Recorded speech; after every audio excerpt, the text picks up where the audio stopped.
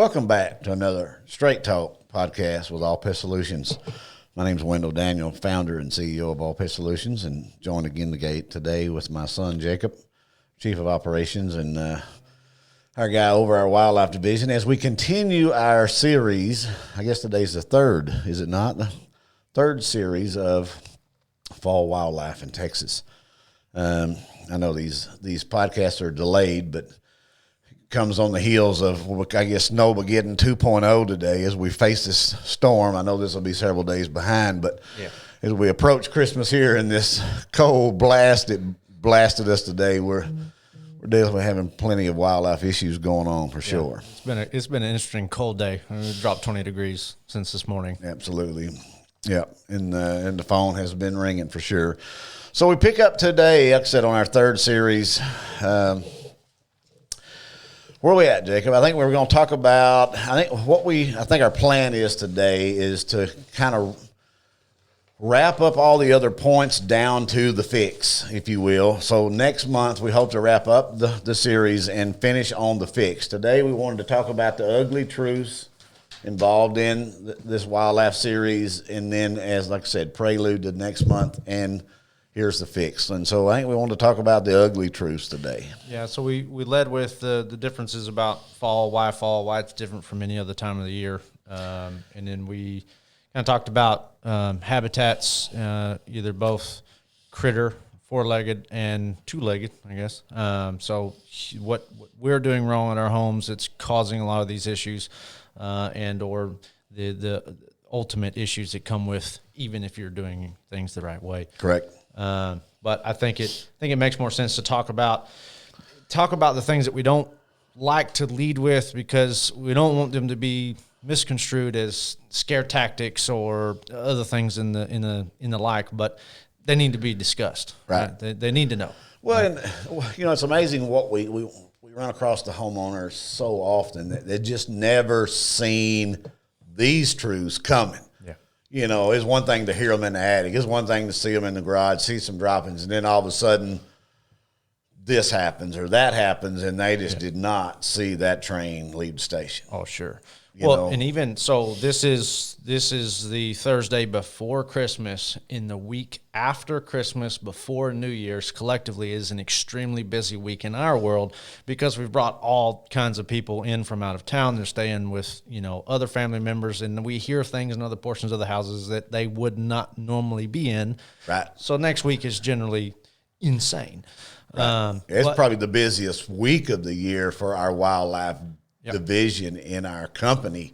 Is the week between Christmas and New Year's. But so many other times of the year, it's always other professionals that find other issues, or there are other problems along the way that generate the need to call us. Right, noises is the most common issue. Sightings and noises. And then again, if you're up in your attic and you're getting out Christmas, you can probably notice droppings and other things going on. You're swapping out your air handler vents, which is another one of the most highly I guess active areas of a homeowner is in the attic is getting down Christmas decorations or putting them back up. And that's been a pretty big thing the last month, is as people getting decorations out, they start noticing these things. Yep. But the other one, and Wesley was even talking about this. I talked to him the other day at Firehouse Heating and Air. Correct. These guys have been gearing up to, working on heat pumps, making sure heaters are all in spec, and make sure everything's running for this cold that's coming, that's here today and on Friday.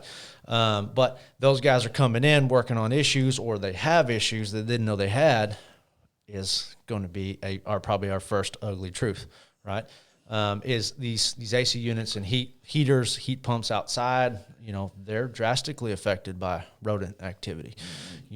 There's a huge network that's working within your attic, and that's going to be AC units, ducts, your actual chase AC lines running from the heat pump to the unit in the attic, and then all the ducting that comes off of that to the rest of the house, all of the big power that's running to that or throughout the house, and all of your electrical is run up through one place, usually in the garage, and then spread out through the house, through the attic, and then down to all of those other points of interest. All that stuff is vital infrastructure for your house, and all extremely available for the rodents.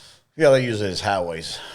It's the infrastructure's already there. They use those ducts and they use those lines literally as ways to run, travel. We've seen it a million times. Sure. And with rodents, I mean, they don't see very well, right? They're like dogs. They see in black and white, but they see a fuzzy black and white. So they're pretty much navigating blind.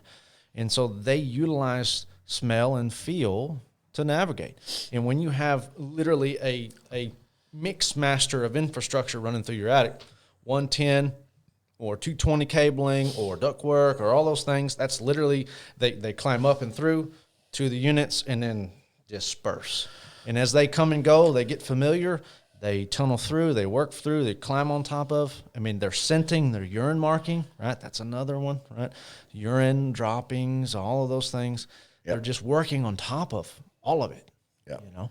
Yeah. And we talk about the sense, they're the sixth sense of things, and eyesight's not their number one, obviously. And so many times they get to chewing on things because of it makes noise or it vibrates or it's hot or it's cold or whatever. I mean, the AC system itself is a huge draw at all times of the year, right? Right. They're warm in the winter, which right now they need desperately, right? You have tons of bedding material, i.e. insulation. It's underneath all of that, but they're creating warmth and a need to hang around it. And in the summertime, that thing is generating so much moisture for the need for water, right? Yep. So it's there. It's providing multiple needs at all the times. But, they'll climb up through that, chew on, the cabling that runs that unit. I mean, you think about, you need heat desperately right now. What they're calling it, -8 with wind chill tomorrow, right? Yeah. They chew on your AC unit and you have nothing. Right. And then I think the other key point of that is, and if you keep up with our other videos that we do, we just rolled a confessional where we got a rat talking about things, and the things he talked about in that first confessional was the need for him to keep his teeth cut. Like it is a necessity. Yeah, it's a necessity. It's a part of life that either happens or life doesn't continue for him. Right. So, now all of it just starts coming together. Now I got to chew to keep my teeth cut back or I ain't going to be here tomorrow. Well, and then again, the same rules apply when it comes to rats, mice, squirrels, beaver, nutria-rat, right? So it's all the same, right? Those teeth never stop growing. They've got to file them. They got to cut them down, whether that be your 110, 220 on your AC units or any of your other plugs, lights, fixtures, any of those other things. It's all available. It's right where they need it to be. They have the shelter and they have the path to travel it, and then same path that they're just running on, they can literally stop and chew on your wire. It's just, I switch gears a little bit. As homeowners, there's a million ways we spend money on our homes and our investment. And so many times we don't even ever look at these as being an option.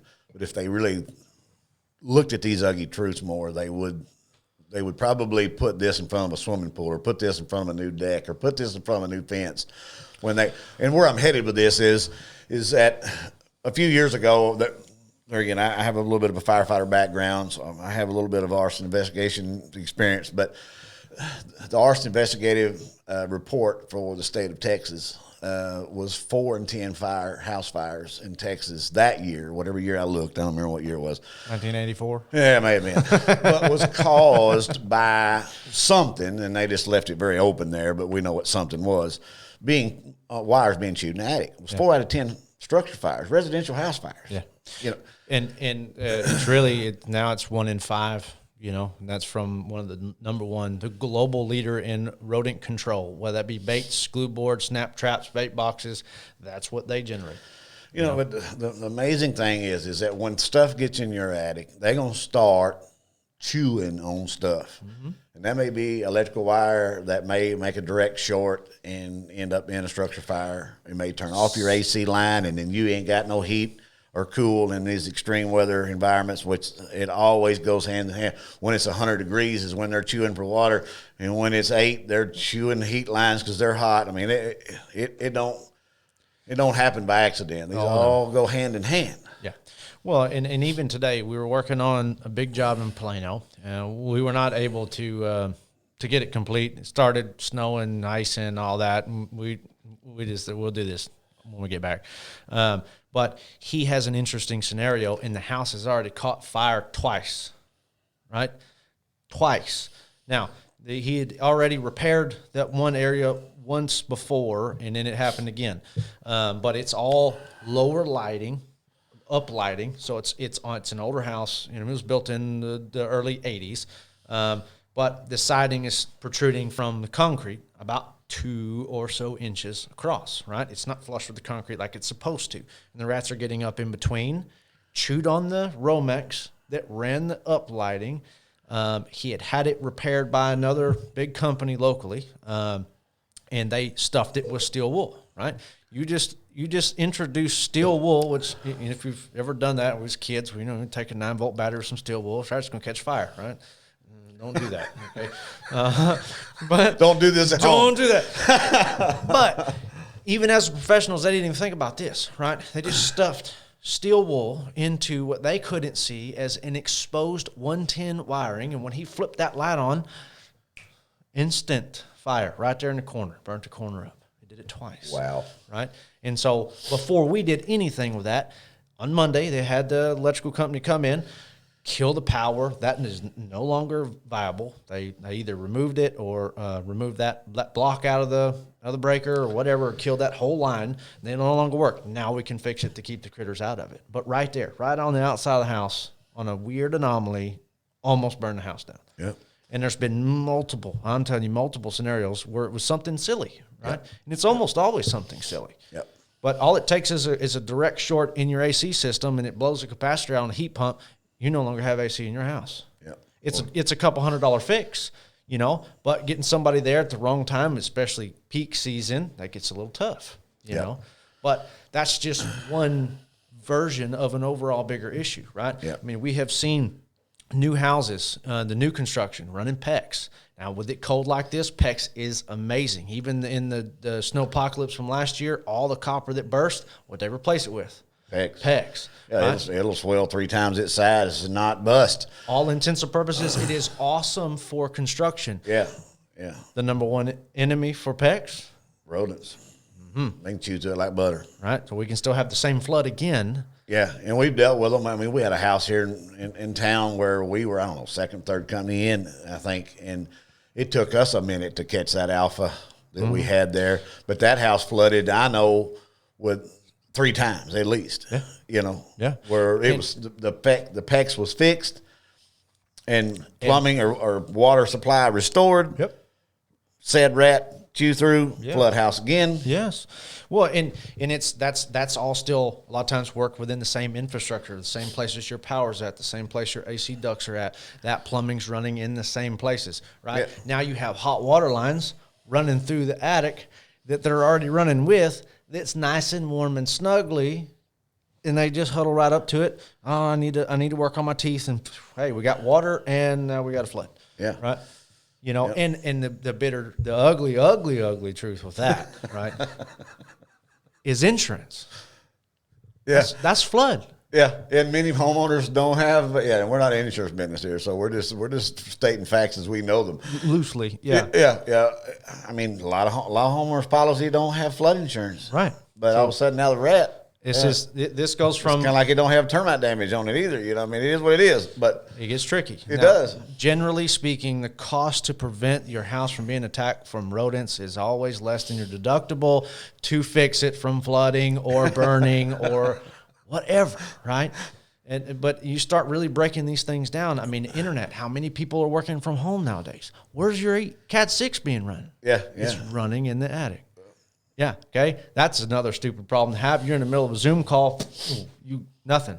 You don't just go fix that. If your internet's down, you're down hard unless you know how to fix that. Right. Well, it's just like the other day, it was funny in one way and not funny in the other, but, one of the biggest events in Wylie that happens every year is the annual Christian Care breakfast fundraiser. And just said squirrels running down said line and then knocks the power out because he's at the transformer. And they had to literally move that function building to building in the 11th hour for that to happen. Well, that's one just from just a random squirrel outside. Yeah, that's one less they got to worry about, though. He's asleep. Yeah, right? He's done. Boy, I mean, they was hustling over to pull that deal off and move it. I mean, people just don't think about those kind of things. It happens. Here's another one. Okay, we talk about vehicles. We talk about damage caused to your wiring harnesses, and I mean, it's literally happened to me. My truck at my house. So ironic. Everybody laughed at me for it. Right? Rat chewed a wiring harness on my intake manifold. The truck would not run. Luckily, my best friend's a mechanic. He fixes it. I'm on down the road, right? It's good to know people. But same rules. Hey, you start thinking about infrastructure, and all the things that we do is based upon helping people keep the system running. And the latest one was trash, right? Local trash company, okay, having a hard time keeping their trash trucks running. Yeah, this is one of our local prominent ones. We'll just leave it at that. Well, and it has nothing to do with the company. It has to do with the environment. Well, they're hauling trash, right? They're hauling trash, but the trucks are warm when they get in from hauling trash all day. Now we have warmth, we have trash. Water, we have trash, we have food, right?